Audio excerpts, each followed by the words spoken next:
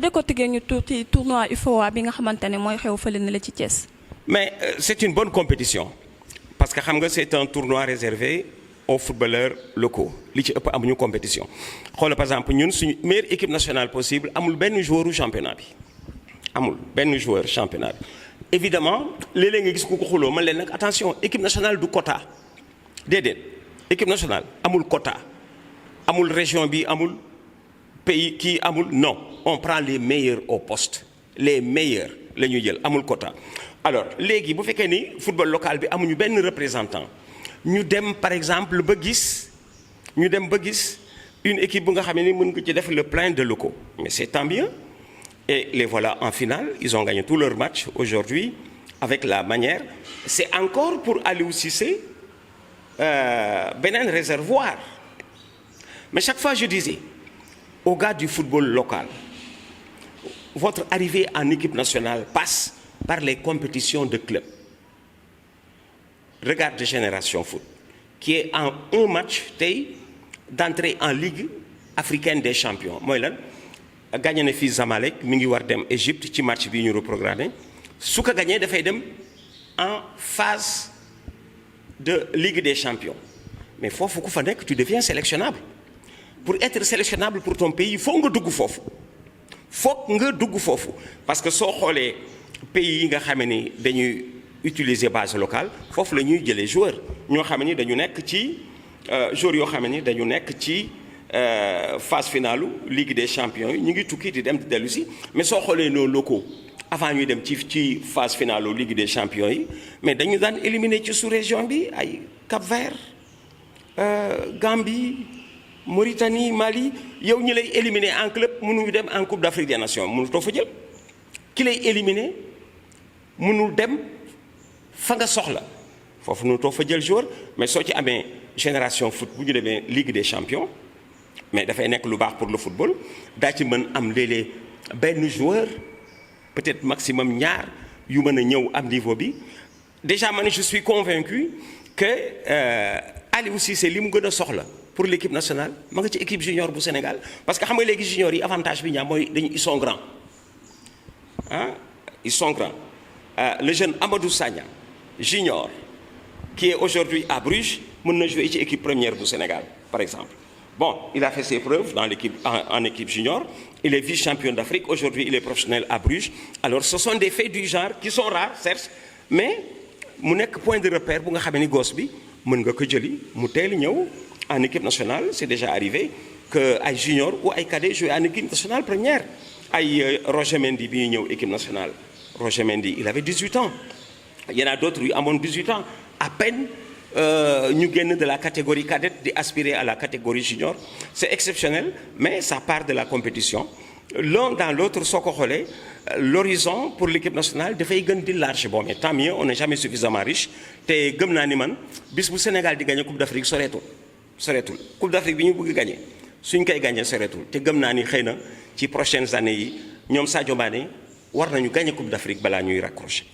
Est-ce que mën nga ñu defal tuuti comparaison ci Sénégal 2002 ak nouvelle génération bi ay ñoom Henri Camara Ferdinand Coly Khalilou Fadiga El Hadj Diouf ak nouvelle génération bi. ñoom seen bopp boobu waxtaan dugg nañ ci un jour j'ai entendu Salif Diao dire génération bi moo ëpp talent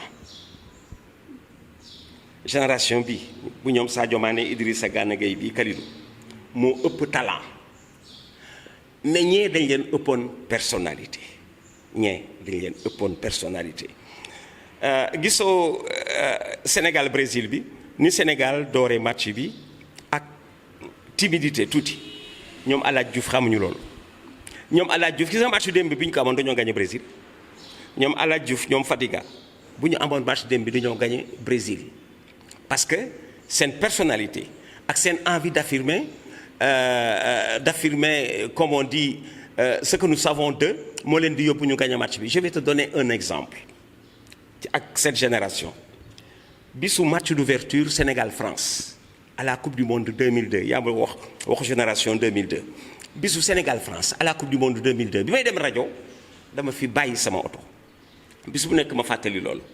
bi may dem rajo dama bàyyi sama oto ci buntu ci biir garage bi taxaw ci mbedd mi di nekk taxi taxi bi garé ma dugg ma ne ko déposé ma rajo ci yoon bi comme ñu ñëpp dañuy xamante ci circulation bi chauffeur taxi bi ni ma lay lan la sa oto dafa paan moo tax génnewoo ko ma ne ko non sama oto paanul dara jotu ko je vais à la rajo pour reportage au Sénégal France Sénégal dafay gagné match bi kenn du mën circuler ndax day am manifestation mu ni ma quoi ma ne ko Sénégal mooy gagné li tax mooy gagné moo di jour yi dañu bëgg match bi bi ñu defee tirage au sort génn Sénégal France match d'ouverture coupe du monde bi ñoom Henri Camara ñoom El Hadj Diouf ñoom Salif Diao ñoom Fadiga dañ doon woowante téléphone kontaan ci France bi ñu am en ouverture comme pour dire daañu leen wat ñun ñooy ñan surtout l'équipe de 2002 c'était à peu près une équipe de France bis mës naa ko wax un jour am ku ko comprendrewul quand j'ai dit que l'équipe du Sénégal de 2002 était une équipe de France bis pourquoi j'ai dit que c'était une équipe de France bis c'est parce que les Sénégalais vivaient en France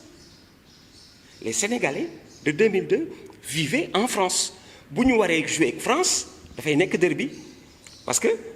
ce sont des Sénégalais qui auraient pu jouer en équipe de France et d'ailleurs je reviens sur les propos d'un expert français boo xamee ni dafa saisir la bonne coupe du monde du Sénégal pour retourner à cela que disait que le niveau français n'était pas bon. Il y en a qui ont dit que le niveau français n'était pas bon en 2002. Et celui-là leur a dit, les Sénégalais qui sont en quart de finale de Coupe du Monde vivent en France. Alors que l'on ne nous dise pas que le niveau français n'est pas bon, parce que les Sénégalais qui sont à la Coupe du Monde sont façonnés tous les jours par ce qu'ils vivent en France, le championnat de France, quand le niveau français est bon. Alors quand je reviens à ce que j'ai dit, l'équipe de 2002, c'est une équipe de France bis, parce qu'ils vivaient en France, s'y ajoute que personnalité ñooñu conjuguée ak talent wu ñi gagné nañu ay Coupe d'Afrique. Et peut-être war gën mën sore Coupe du Monde. Heureusement ñoom defagum nañu quart de finale Coupe du Monde. Et à ce niveau d'ailleurs, ils battent encore les Sadio Mané. Parce que ñoom def nañu quart de finale Coupe du Monde, ñoom Sadio Mané seen première Coupe du Monde demuñu deuxième tour. ñee dañ dem quart de finale seen première Coupe du Monde. moo tax nañu gaaw dellu si 2022 balaa ñuy màggat pour que li fi ñoom Salif Diao bàyyi El Hadj Diouf ak Henri Camara quart de finale Coupe du Monde 2002 ñu def ko balaa ñuy màggat. kan ci nouvelle génération bi moom moo xaw a yor caractère joueur 2002 yi. Bon, il y en a par exemple Kalidou Koulibaly. Kalidou Koulibaly, comme l'a dit, c'est comme on dit un géant froid. C'est un géant froid, Kalidou Koulibaly. Hein? Y en a qui sont bons. Idrissa Gana Gueye, il a beaucoup tempérament. Parce que s'il faut être agressif, s'il faut jouer, Idrissa ci groupe bi dafa xaw jege un tout petit peu Salif Diao dans ce sens altruisme ak technique bu Fadiga la équipe bi manqué gis nga équipe bi actuelle ñoom Sadio Mané bu ñu amoon Fadiga kenn du taxaw seen kanam li Fadiga doon def ci équipe bu 2002 boobu am nañu leneen li Fadiga doon def di niru un chef d'orchestre waaw di dugal ak di génne di yamale ak di masale loolu la ñu amul au niveau de l'entrejeu dégg nga fi ba tey ñu naan Aliou Cissé militaire amul kuy yéege bal pour attaquant yi c'est vrai loolu dañ ko manqué Fadiga l'aurait fait très très très bien Fadiga il l'aurait fait très bien il y en a même qui sont allés jusqu'à suggérer à ce que Sadio Mané décroche pour loolu Sadio Mané décroche comme il est petit bañ di ko envoyer dans les défenses Sadio Mané un tout petit peu dans le rôle de Fadiga war na ko mën Sadio Mané dans le rôle de Fadiga di jouer derrière les attaquants di indi ballon bi il y a des possibilités évidemment il faut faire l'essai Sadio Mané dans le rôle de Fadiga jouer derrière les attaquants di indi ballon bi di ko porter parce que c'est le meilleur attaquant sénégalais dans le port du ballon moo tax brésiliens yi am ci moom problème mu leen di song di leen dribbler di leen def fausse piste et tout alors c'est le meilleur sénégalais dans ce domaine moom laa wax ni li manqué équipe bi Fadiga boobu manqué Salif Diao que dis Sadio Mané mën nañ ko essayer à ce poste pour certainement apporter beaucoup plus de fraîcheur hein? C'est un peu dans oui dans la peau de Fadiga pour faire ce que Fadiga faisait moom laa wax ni moo leen manqué ki gën jege nag Fadiga ci équipe bi pour def loolu c'est Sadio Mané et demain il y en a qui te dirait bàyyi ko en attaque mooy gën parce qu'il marque beaucoup de buts aussi très bien mais il faut trouver à l'entrejeu ku war mën def loolu mais ak gos yi di ñëw ñoom Mamadou Sagna Junior Crépin Diatta qui grandit Ismaïla Sarr qui devrait s'affirmer war na ca kanam tuuti décrocher Sadio Mané de la rigueur des défenses adverses mu nekk un tout petit peu meneur de jeu mën na ko parce qu'il porte très bien le ballon te am na vivacité bu ko permettre mu dugg avec le ballon s'il le faut dana ko war mën c'est tellement vrai qu'il lui est arrivé de jouer avant-centre dana ko war mën il y a des possibilités dans l'équipe parce qu'il y a vraiment des valeurs sûres. Les mots de la fin. Bon mais di leen gërëm ci